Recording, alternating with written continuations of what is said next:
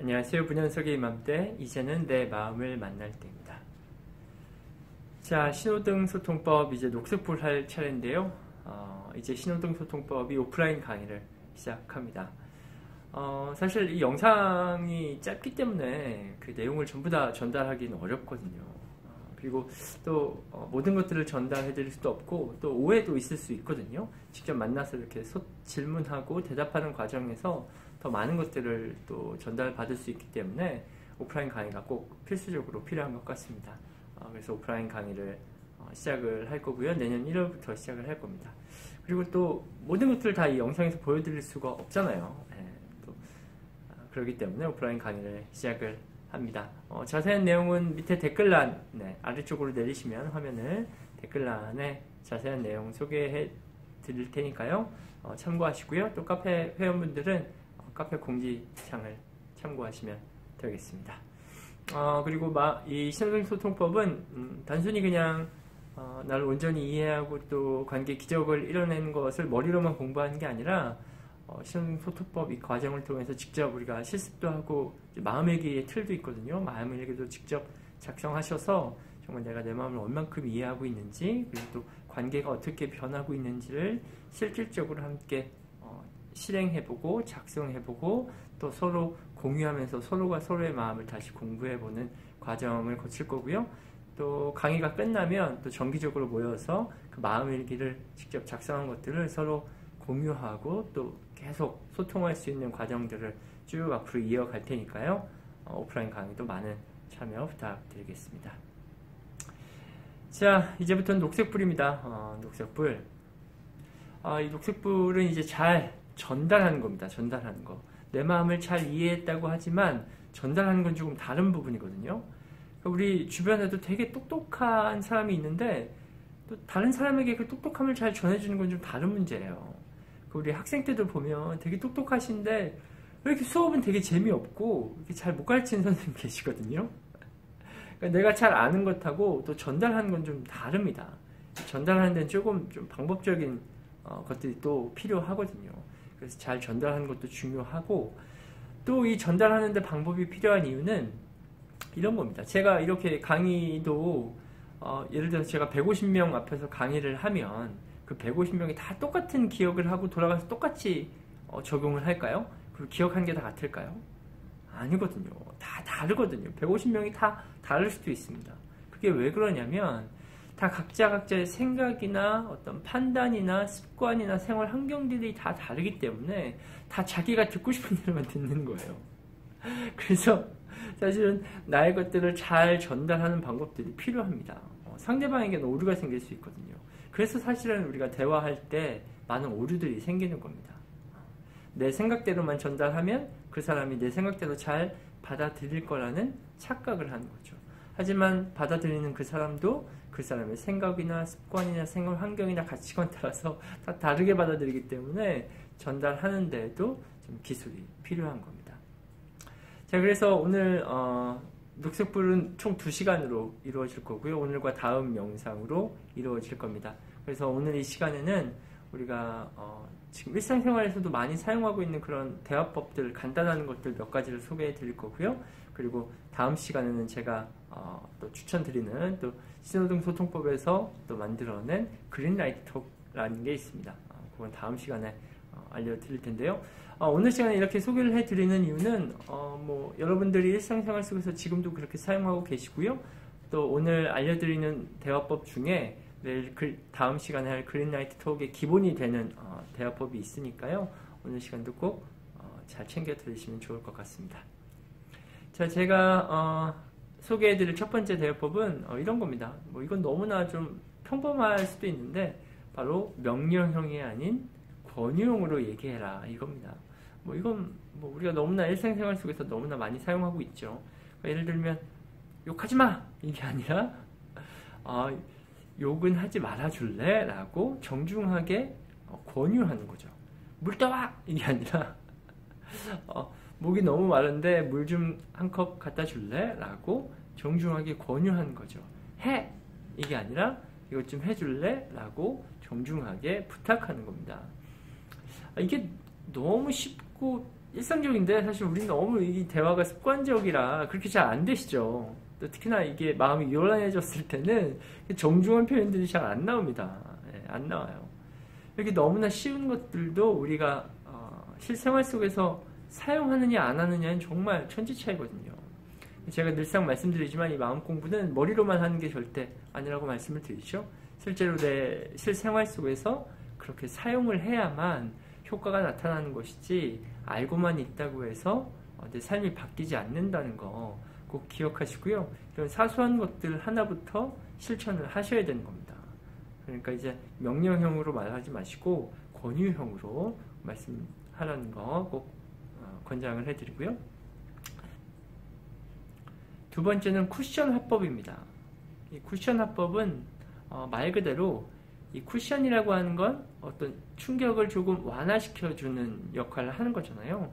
마찬가지로 이 쿠션 화법은 상대방에게 부정적인 자극을 조금 줄여주는 화법을 쿠션 화법이라고 합니다.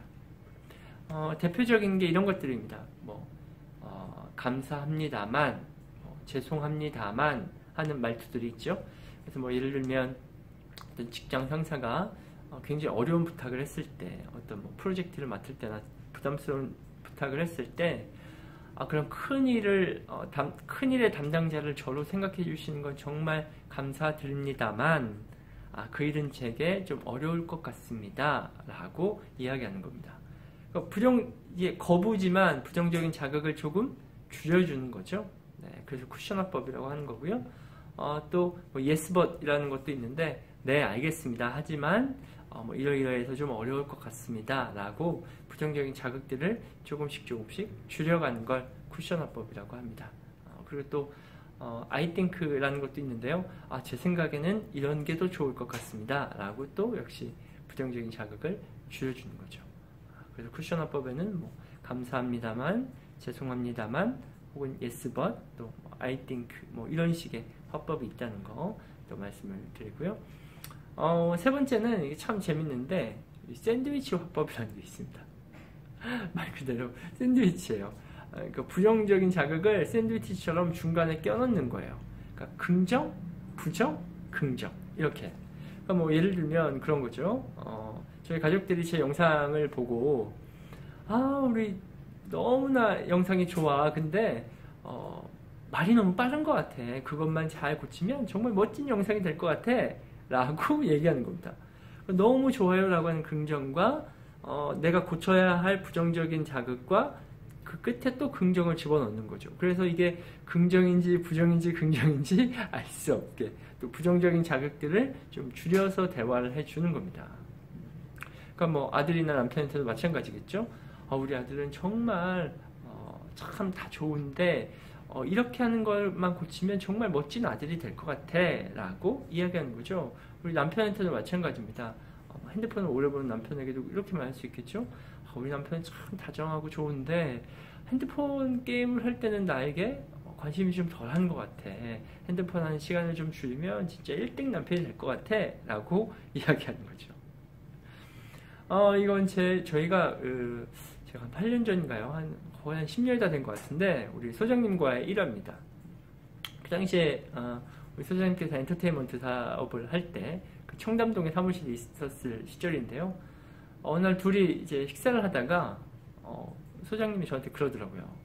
야, 현석아, 너 보니까 참 인간적이고 좋다. 그러는 거예요. 그래서 뭔 소리예요? 그랬더니 아니 참 인간적이고 좋다고. 그래서 도대체 무슨 소리냐고 그게 라고 했더니 야, 우리 사무실 앞에 다니면 다 얼굴 다 성형수술 해가지고 다 하나같이 인형처럼 생겨가지고 인간미가 없는데 널 보니까 참 인간미가 있어서 좋다 그러는 거예요. 아니 이게 칭찬이야 욕이야? 알 수가 없잖아요. 좋다라고 하는 긍정과 이게 못생겼다는 욕인지 모르는 부정과 또 너무 좋다는 긍정을 함께 섞어 쓰는 거죠. 이걸 샌드위치 화법이라고 합니다. 좀 모르겠죠. 이게 칭찬인지 아니면 욕인지 잘 모릅니다. 샌드위치 화법의 매력이라고도 할 수가 있죠. 자, 샌드위치 화법은 그렇고요. 자, 네 번째는 이건 중요합니다. 이게 다음 시간에 제가 말씀드린 그린라이트 톡의 기본이 되는 화법이기도 한데요. 뭐 심리학을 조금 공부했다거나 혹은 또 부모 자녀 관계론에서 굉장히 중요시하는 화법이 있는데요. 그건 바로 아이메시지라고 하는 겁니다. 아이메시지. 또 너무나 유명한 게 뭐 얼마 전에 베스트셀러였던 아들러의 감정 수업이라는 책에서도 되게 자세하게 소개가 됐던 내용이기도 한데요. 말 그대로 아이메시지, 나의 감정을 내 메시지를 고스란히 전달하는 화법입니다. 굉장히 쉽습니다. 이 아이메시지는 세 가지만 기억하시면 돼요. 첫 번째는 상황, 두 번째는 감정, 세 번째는 이유. 이 세 가지만 기억하시면 됩니다. 이제 우리 신호등소통법을 처음부터 이렇게 쭉 공부해 오신 분들은 금방 이제 이해가 되시죠? 첫 번째 상황은 뭐냐면 그 일이 일어난 상황을 그대로 얘기하는 겁니다. 저희가 욕에 관한 상황을 많이 예를 들었었죠. 그래서 예를 들면 욕하는 상황이면 상황은 네가 욕을 하니, 네가 욕을 하니까 이게 상황이 되겠죠. 감정, 두 번째는 감정입니다. 감정, 내가 기분이 나빴어 하고 내가 감정을 이야기하는 거죠. 그리고 세 번째는 이유입니다. 내 감정의 이유, 그러니까 기분이 나쁜 이유, 나를 무시한 것 같았거든 라고 이야기하는 겁니다. 너무 쉽죠. 상황, 감정, 이유.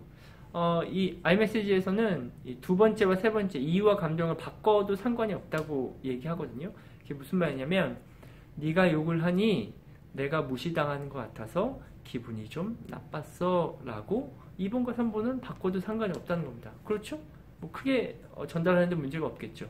네가 욕을 하니 내가 기분이 나빴어, 나를 무시하는 것 같았거든, 이것과 네가 욕을 하니 나를 무시하는 것 같아서 내가 기분이 좀 나빴어, 같은 거죠. 그 뜻에는 커다란 차이가 없습니다. 그래서 상황과 감정과 이유, 이 세 가지를 기억하시면 굉장히 나의 욕구를 전달하는 아주 좋은 방법이 되는 것이 바로 아이메시지입니다. 아이메시지. 자, 정리해 보겠습니다. 오늘 녹색불 첫 번째, 나의 마음을, 내면의 욕구를 다른 상대방에게 전달하는 방법. 이건 좀 차이가 있다고 했죠. 아는 것과 전달하는 것은 차이가 있습니다. 왜 그러냐면 상대방이 자신의 생각이나 습관이나 어떤 생활 환경에 따라서 받아들이는 것이 다 다르기 때문에 그렇습니다. 그래서 전달하는 데에도 방법이 좀 필요하다. 그래서 오늘 뭐 시중에서 많이 사용하고 있는, 우리가 이미 잘 알고 있는 대화법들 몇 가지 알려드렸죠. 첫 번째는 명령이 아니라 권유로 해라. 하지마! 이게 아니라 이것 좀 해줄래? 라고 정중하게 부탁하는 거고요. 두 번째는 쿠션화법이었죠. 부정적인 자극을 줄이는 방법. 그래서 죄송합니다만, 미안합니다만, 혹은 yes but, 그렇군요, 참 좋습니다, 그런데 라고 but을 사용하는 거죠. 그리고 I think, 너무나 좋습니다, 그런데 제 생각은 이렇습니다 라고 부정적인 자극을 줄이는 방법도 있습니다. 자, 그 다음 세 번째는 샌드위치 화법이었습니다. 긍정, 부정, 긍정. 참 좋은 긍정적인 부분을 말하고 고쳐야 할 부분들을, 부정적인 자극을 잠깐 이야기하고 다시 긍정적인 대화로 바꾸는. 그래서 이것이 긍정인지 부정인지 잘 알아채지 못하는 샌드위치 화법도 있었고요. 네 번째, 아이메시지 화법이었죠. 나의 마음을 있는 그대로 전달하는 방법. 아이메시지는 상황, 감정, 이유, 이 세 가지만 기억하시면 된다는 거. 자, 이렇게 알아봤습니다. 또 다시 말씀드리지만 마음 공부는 아는 것에 그치는 게 아니라 실제로 내가 그대로 실천해야만 그 가치가 드러나는 겁니다. 그래야만 관계 기적이 일어나니까요. 꼭 사용해 보시고요. 저는 다음 시간에 다시 돌아오겠습니다.